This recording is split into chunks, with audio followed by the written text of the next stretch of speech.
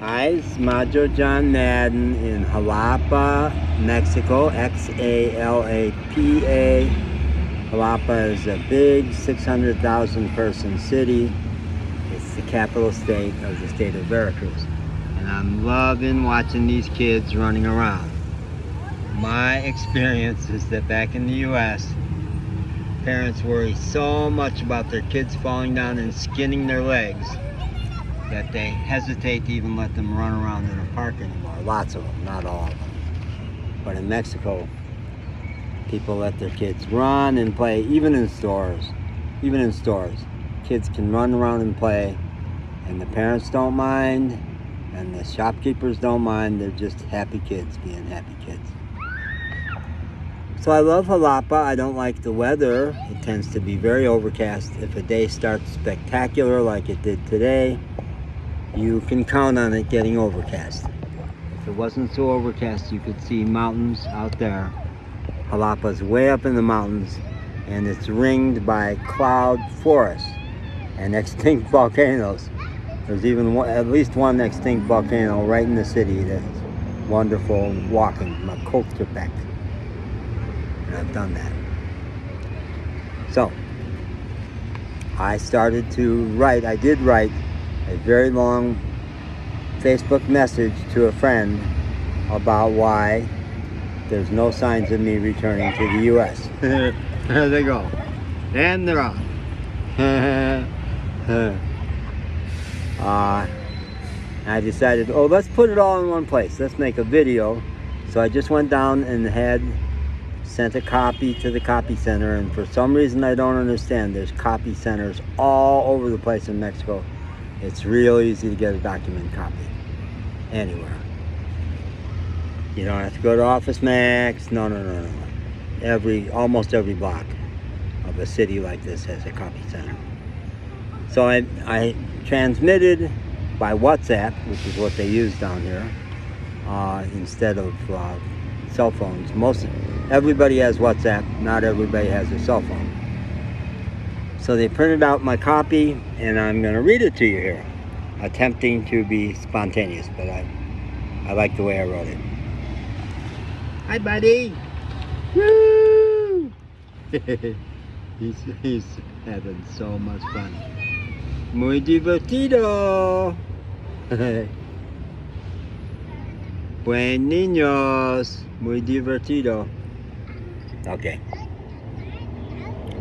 When I moved out of Battery Park Apartments in Asheville, North Carolina in March of 2020, I really didn't know anything about what the future was going to hold for me, except that I was going to stay in the spare room of a friend of mine in the mountains outside of Barnersville, just about an hour north of Asheville. I surely did not know then that after a year of rambling around the high mountains of western North Carolina, me and my beloved little chubby Chihuahua Pancho would both get simultaneously allergic during the spring of 21, and that I would feel forced to leave my beloved Blue Ridge Mountains. Even at that point, my vision only was aiming for the southwest U.S. I did not know that in the spring of 23 I would cross into Mexico. I spent a year plotting it. When any of my New Mexican friends asked me if I ever want to go back to the U.S., I described 3 potential problems with that plan. 1. I short-sightedly tried to save some money by getting only a passport card instead of a big bus. They make a lot of noise. The card, which is a genuine legal passport, does not allow for international flights, and I am progressively moving further and further south of the border. I'm currently about 200 miles south of the border, and I'm headed for the Yucatan Peninsula, which is a lot further. And there's a lot of other problems. Get the book. That's my advice on that. Lay out a little extra money and get the book. The second obstacle to returning to the U.S. came clear for me only 2 days ago. A store I was dealing with here in Jalapa asked as my second form of identification after my passport for my migration form. Yeah, migration form. I've been suspecting that I was supposed to have something like that.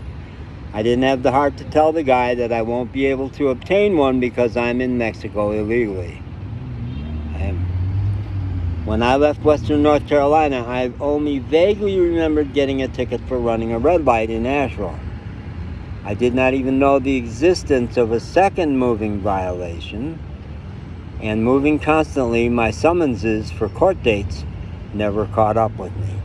I was in Louisville, Kentucky, the whole summer of 21 when a Buncombe County sheriff, that's Asheville, caught up with me on the phone and very nicely told me that my license had been suspended for missing court dates for 2 moving violations. I knew damn well that I wasn't going to go back to Asheville to resolve them, and not having a valid driver's license has meant I couldn't renew my plates or my insurance. Yeah, triple threat. I owe it to people to somehow publish an article about what is actually required to cross into Mexico. The U.S. website says one thing, the Mexico website says another thing. The people at the Mexican consulate in Brownsville said a whole nother thing. And all kinds of people will tell you lots of other things. What I know for a fact, having attempted to cross at 6 different locations in the Rio Grande Valley in South Texas, is that the only thing that really counts is valid tags, license plates, which I don't have. I tell on one of my YouTube videos the story of how I actually got across. If I can lay my hands on it, I'll put a link here. But the bottom line is that a kindly Mexican border agent, and they're all cops now, so you cannot bribe them anymore. That was one of my plans. But I found out, no, they're all police officers now, and you cannot bribe them. Don't attempt it. But a kindly Mexican agent believed my line of bullshit that I just wanted to visit Mexico for the afternoon and gave me permission. I had actually walked across several times at Matamoros and several other places, and had actually at McAllen once slipped through because it was just too busy and they didn't check the tags. But this guy did check the tags, and he says you can't cross over because you don't have current tags. But he believed me when I said I just wanted to go for the afternoon, and he said, "Oh, okay, go for the afternoon, but come back and you have a house. You're one of the winter Texans, and you're keeping a house in Weslaco." Yeah, you betcha. I had spent a bunch of time in Weslaco in my camper van. Well, spend the 2 hours in Mexico, get your feet on the ground in Mexico, get your selfies, and then go back, and don't attempt to cross again until you get your tags fixed. I said, "Thank you, officer, that's exactly what I'm going to do." And 2 hours later, I was 100 miles south of the border. Yeah. Traveling in a camper van, I do attract attention from police in the U.S. and in Mexico.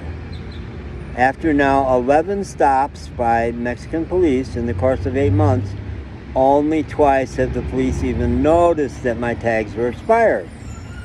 On the first occasion, after a whole lot of fussing about my being illegal, which could potentially get my car impounded and even me thrown in jail with no nothing, basically. I don't even have a title. That got thrown out. Every once in a while, living in a camper van, it gets chaotic, and every once in a while I go on a rampage throwing out bags of garbage, and the title was in one of those bags. I used to have one. 5 cops on that 11th stop, or that's the 10th stop, inexplicably told me to have a good evening and just left. Yeah, boop. Okay, good. But the final encounter did involve a team of Veracruz State Police pretty seriously shaking me down. People say you should expect that every time. No, just once. But they did. 3 different guys looked for money from me. It finally took an investment of $1,500 Mexican to get them off my back. Now at a 17-to-1 exchange rate, that was less than $100 US, A lot of money for me traveling on a Social Security check. But it was a good investment. yeah, definitely worth it. I do have a plan to get this monkey off my back. It honestly has not bothered me all that much, but I will be happy to have it not be an issue. I met a great guy from Belize, and Belize, I did not know there was a Latin American country where they speak English, but Belize they do, who has a business transporting damaged vehicles from the U.S. to Central America, where they draw a pretty penny, and that is big business. Where in El Diamante, along the Gulf Coast of Mexico, where I spent 3 months, all day long, car in tow, car in tow, car in tow. He has shown me via WhatsApp a photocopy of a forged document, really sharp, from the state of Washington, saying state of Washington doesn't issue license plates for a car that has been totaled. But this is to say that this car is, we've seen all the documents and it's great. He says, use this, you'll have no trouble. All I have to do is get him $100 US at a time when I have a place to receive mail, and that's been an issue because I'm traveling. I could have it sent to my friend Lee in Arizona, who frequently forwards things to me, but he balked at the idea of being involved in the international transmission of a foreign state document. Come on, Lee, lighten up. No, I couldn't argue with him on that one. The third problem with going back to the U.S. is that I have no desire to do so. No. Much as I miss Asheville and the Blue Ridge Mountains, and Chicago, my hometown, and New Orleans, which I fell totally in love with, and Galveston, Texas. Galveston Island is, wow, so spectacular. And South Padre Island, where I spent 9 months all along the Rio Grande Valley from McAllen over to South Padre Island. No, I'd go back to South Padre Island, but I don't miss any of them enough to make me more interested in being there than being here. There's so much to explore in Mexico. Come on. At this point, I'm devoting a lot of my videos to describing all the ways, for me at least, Mexico is way better than the U.S., which is a wretched mess right now. And if you're not aware of the U.S.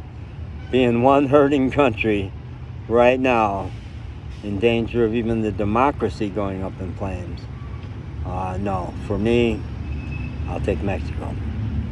Yeah. Happy to be in Mexico. Thank you.